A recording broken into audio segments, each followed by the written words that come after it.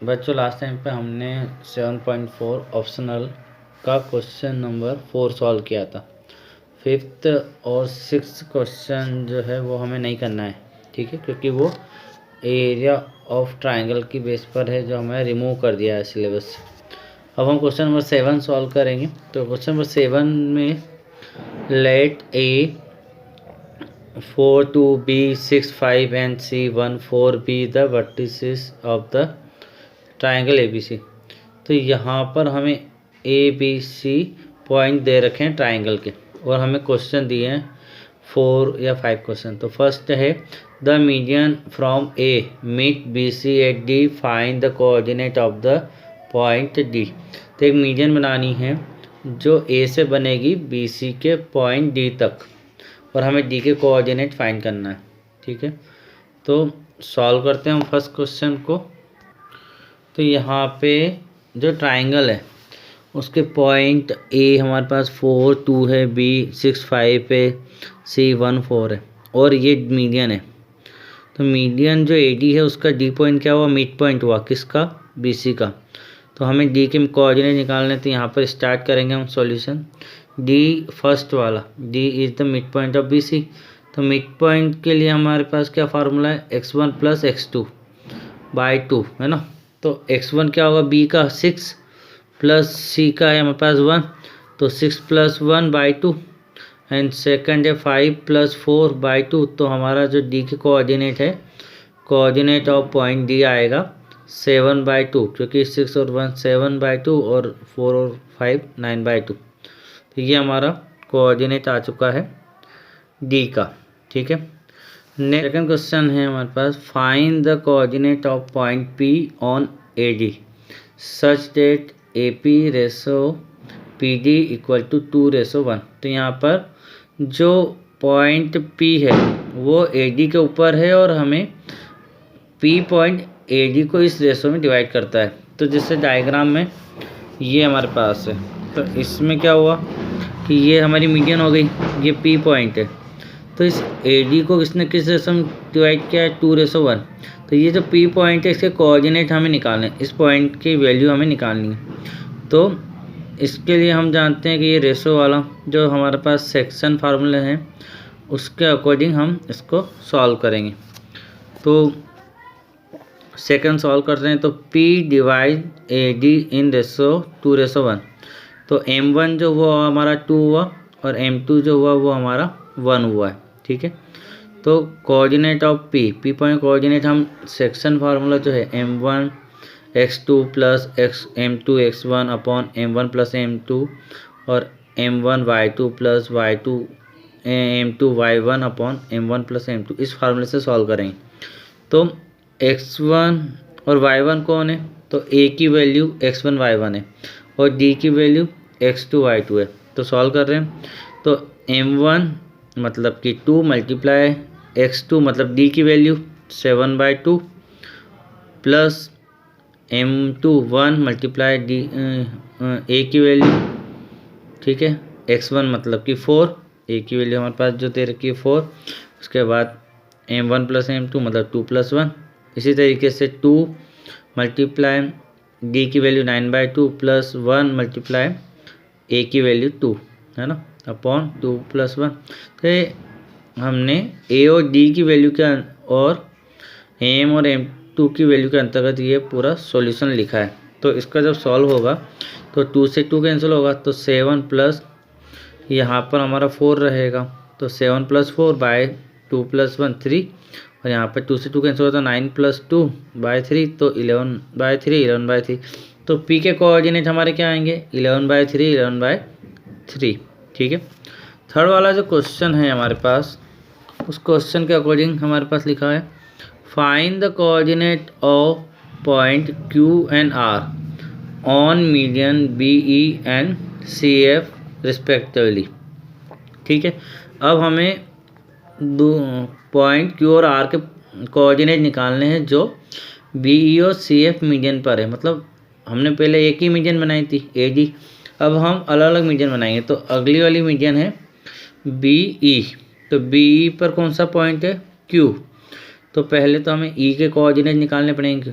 Median है तो ये मिड पॉइंट हो गया। किसका मिड पॉइंट है? ए सी का। तो पहले हम ए और सी से ई के कोऑर्डिनेट निकालेंगे, फिर ई और बी से क्यू के निकालेंगे, जिस तरह से हमने अभी पूरा सॉल्व किया वैसे ही।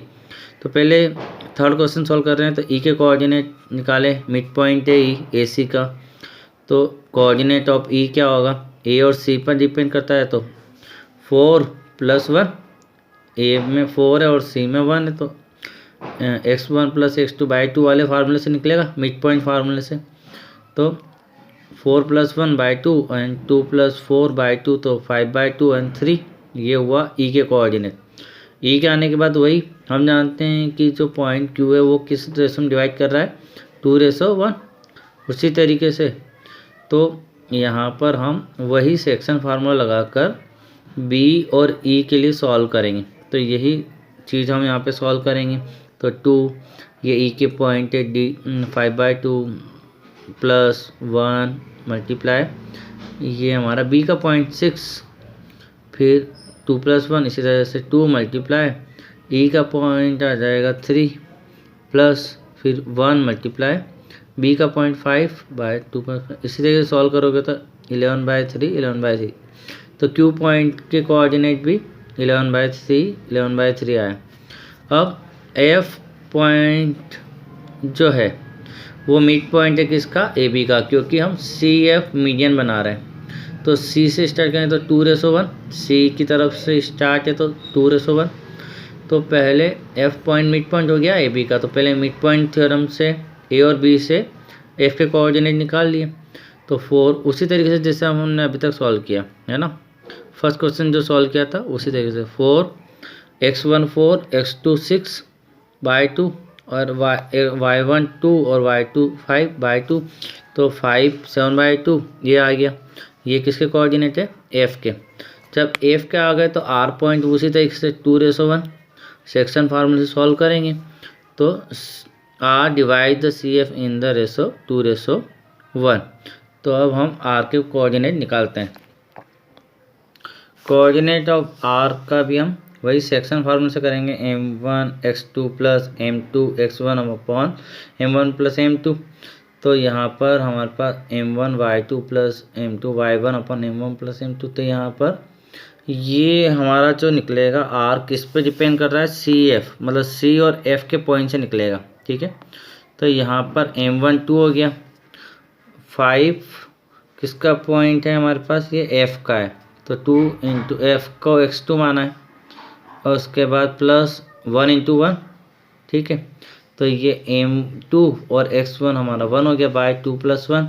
इसी तरीके से हमारे पास जो है तो 2 मल्टीप्लाई f1 के में y2 की वैल्यू ले ली हमने, तो f से हमारी है 7/2 प्लस m2 1 मल्टीप्लाई y1 4/2 + 1। तो इसी तरीके से हमने सॉल्व किया, तो 10 + 1/3 7 + 4/3, तो 11/3 या 11/3। तो यहाँ पर r के पॉइंट भी वही आए हैं कोऑर्डिनेट। ठीक है, 11/3 11/3। अब उसके बाद हम क्वेश्चन नंबर 4 देखते हैं। 4 वाला क्वेश्चन था व्हाट डू यू ऑब्जर्व। तो आप क्या ऑब्जर्व करते हो, मतलब आपने P पॉइंट निकाल दिया, Q निकाल दिया, R निकाल दिया, तो आपने क्या ऑब्जर्व किया, उसका आंसर देना है 4th वाले का। तो 4th का आंसर है we observe that the coordinate of point P Q R are same, मतलब P Q R के कोऑर्डिनेट क्या है? Same. Therefore the P Q R are same point, मतलब P Q R क्या है? एक ही प्लेस पर है, सेम पॉइंट है, वो सारे एक ही पॉइंट को रिप्रेजेंट करते हैं। ये हमने ऑब्जर्व किया। 4th वाले क्वेश्चन को हमने आंसर दे दिया। इससे में एक 5th वाला क्वेश्चन है, उसको भी हम पढ़ते हैं। तो हमने अभी ऑब्जर्व किया, उसके अकॉर्डिंग हम जानते हैं कि the point which is the common to all the 3 median. तो जो पॉइंट हमने बताया कि तीनों का एक ही पॉइंट है, सेम है, वो कॉमन पॉइंट तीनों मीडियन का क्या कहलाता है? सेंट्रोइड कहलाता है। और सेंट्रोइड जो है divide the each median, centroid her median को इन रेशो 2:1, हर मीडियन को किस रेशो में डिवाइड करता है? 2:1 में। उसके बाद 5th वाला क्वेश्चन हमारे पास है if A x1 y1 b x2 y2 and c x3 y3 are the vertex of the triangle ABC। हमें ये 3 पॉइंट दे रखे हैं। अगर हमारा ए इस तरीके का हो x1 y1, b x2 y2 और c x3 y3, तो हम find the coordinate of the centroid of the triangle. तो हमें सेंट्रोइड के कोऑर्डिनेट फाइंड करना है, मतलब वो जो पॉइंट जो तीनों मीडियन का इंटरसेक्टिंग पॉइंट है, कॉमन पॉइंट है, उसके कोऑर्डिनेट हमें फाइंड करना है। तो सॉल्व करते हैं इस लास्ट क्वेश्चन को, मतलब 7 के 5th पार्ट को सॉल्व करते हैं। सेंट्रोइड के कोऑर्डिनेट फाइंड करने के लिए हमने लिखा कि लेट ए के कोऑर्डिनेट है x1 y1, बी के है x2 y2 एंड सी के हैं x3 y3 by the vertex of the given triangle ABC। ठीक है, तो ये लेट यहाँ पर नहीं करना है, हम तो यहाँ पर ये कहेंगे गिवन पॉइंट ए ये है, बी ए और सी है vertex of the triangle ABC, और लेट करेंगे हम डी पॉइंट को कि mid point of BC। D point किसका मिड पॉइंट है? BC का। और लेट जी का जो कोऑर्डिनेट है वो हमने क्या माना? XY be centroid of the triangle. हमने माना कि जी क्या है? सेंट्रोइड है ट्राइंगल का। ठीक है, जिसके कोऑर्डिनेट क्या है? XY। मतलब हमें सेंट्रोइड XY की वैल्यू हमें फाइंड करनी है। ठीक है, तो देखते हैं हम फिगर को सॉल्व करते हैं इसको। तो यहाँ पर हमारे पास जो पॉइंट है ABC के वो x1 y1 b के हैं, x2 y2 एंड c के हैं हमारे पास x3 y3, और AD हमारी मीडियन हो गई, और D पॉइंट जो हुआ BC का मिड पॉइंट, और G जो हुआ सेंट्रोइड है जिसके हमें कोऑर्डिनेट फाइंड करना है, तो ये हुआ XY। ठीक है, और हम जानते हैं सेंट्रोइड 2:1 में डिवाइड करता है। तो coordinate of the point D are, अब D के कोऑर्डिनेट किससे निकालेंगे हम? B और C से। तो x2 plus x3 by 2, midpoint की वैल्यू क्या है? दोनों को प्लस करके बाई 2 करते हैं, तो x2 plus x3 by 2 and y2 plus y3 by 2। ये कि D के कोऑर्डिनेट हो गए B और C से। इसके बाद हम जानते हैं कि मीडियन जो सेंट्रोइड होता है वो मीडियन को 2:1 में डिवाइड करता है। तो G जो है AD को 2:1 में डिवाइड करता है। तो G के कोऑर्डिनेट निकालेंगे, मतलब बाय सेक्शन फार्मूला। तो x क्या निकालेंगे हम? m1 multiply x2। तो m1 हमारा अगर 2 है तो मल्टीप्लाई x2 किसकी वैल्यू होगी? D की, क्योंकि x1 y1 कौन होगा? A, और x2 y2 कौन होगा? D। और हमारा ये सेक्शन फार्मूले से m1 और m2 रहेगा। ठीक है, तो यहाँ पे ये 2 है और ये 1 है। ठीक है, तो हम यहाँ पर 2 और 1 से सॉल्व करेंगे। तो यहाँ पर हमारा सेक्शन फार्मूले से वही जो हम अभी m1 m2 वाले फार्मूला लगा रहे थे उससे 2 multiply x2 plus x3 by 2 plus m2 है हमारा 1 मल्टीप्लाई x1 a के अकॉर्डिंग बाय 2 प्लस 1। तो यहाँ पे क्या होगा? 2 से 2 कैंसिल होगा, तो 1 का मल्टीप्लाई x1 में तो x1 ही आएगा। तो x1 plus x2 plus x3 और 2 प्लस 1 क्या हुआ? 3। तो ये हमारा x की वैल्यू आ गई। अब y के लिए 2 m2 क्या है? 2, और यहाँ पर d की वैल्यू रख देंगे हम। d के कोऑर्डिनेट की वैल्यू रखेंगे तो y2 plus y3 by 2 plus 1 multiply y1 upon 2 plus 1। तो यहाँ पर भी 2 से 2 कैंसिल होगा, तो y1 plus y2 plus y3 by 3। तो सेंट्रोइड के जो कोऑर्डिनेट है, hence the point coordinate of the centroid the triangle are x1 plus x2 plus x3 by 3 and y1 plus y2 by 3 by 3। तो ये हमारे point के coordinate आ चुके हैं। नेक्स्ट क्वेश्चन देखते हैं हम। क्वेश्चन नंबर 8 हमारे इस चैप्टर का लास्ट क्वेश्चन है और ऑप्शनल एक्सरसाइज का भी लास्ट है। ABCD is a rectangle from the by the point A -1 -1 B -1 4 C 5 4 and D 5 -1 PQ R and S are the midpoint of AB, BC, CD and DA respectively. Is the quadrilateral PQRS a square, a rectangle or a rhombus? Justify your answer. हमें बताना है कि ABCD जो rectangle है उसमें A B C D point हमें दे रखे हैं, लेकिन उस ए बी सी डी जो साइड है ना उसके midpoint P Q R S है, और इन पी क्यू आर एस को ज्वाइन करने से जो क्वाड्रिलेटरल बना वो क्या है, स्क्वायर है, रेक्टेंगल है या रोम्बस है, ये हमें जस्टिफाई करना है। तो सॉल्व करते हैं हम इस क्वेश्चन नंबर 8 को। तो हमें यहाँ पर A B C D rectangle दे रखा है, ठीक है। ए के कोऑर्डिनेट -1 बी के -1 4, सी के 5 4 एंड डी के 5 -1 है। अब यहाँ पे पी पॉइंट ए बी का मिड पॉइंट है, क्यू पॉइंट बी सी का मिड पॉइंट है, R point D C D का मिड पॉइंट है और डी ए का एस पॉइंट है। तो पी क्यू आर एस को मिलाने पर ये जो अंदर का मिड पॉइंट से जो क्वाड्रिलेटरल बना ये क्या है, ये हमें बताना है कि ये स्क्वायर है या रेक्टेंगल है या रोम्बस है, ठीक है।